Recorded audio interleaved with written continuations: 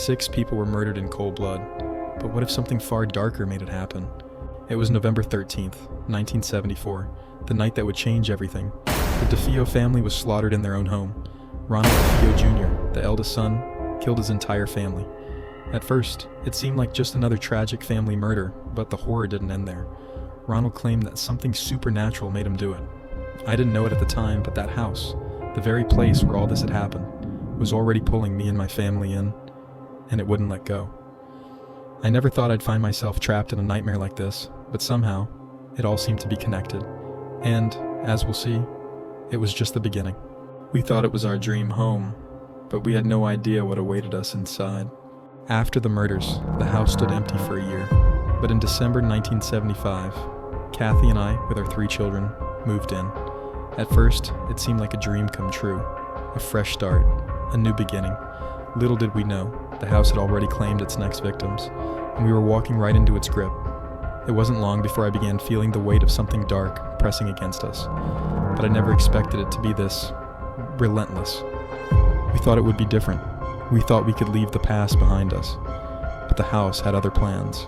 Strange whispers, unexplained cold spots, and every night I woke up at exactly 3:15 a.m., the time of the murders. The strange occurrences started small, cold spots, foul smells, and soft whispers that felt too real to ignore, but it escalated quickly. I wasn't just hearing things, I was feeling them.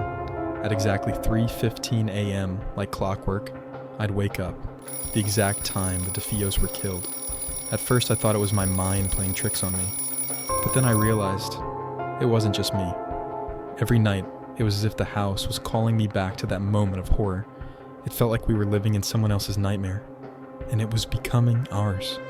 The house wasn't just haunted, it was alive, and even a priest couldn't escape its wrath. I thought we could fight it, but I was wrong. One afternoon, a room filled with flies, thousands of them. It was suffocating. I couldn't understand it, so I called Father Ray. I thought he could help us, but when he stepped inside, he froze. He said he felt something evil inside those walls. Before he could finish the blessing, a voice told him to get out. He left, terrified. He never came back. That was when I truly realized this wasn't a normal haunting. It was something much worse. I should have known. When the priest couldn't even help us, how could we survive? Kathy was changing, losing control, but I had no idea what was really happening to her. Kathy wasn't the same.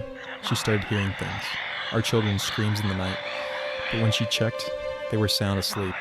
At times, she'd wake up in strange places, like the basement, staring into the dark.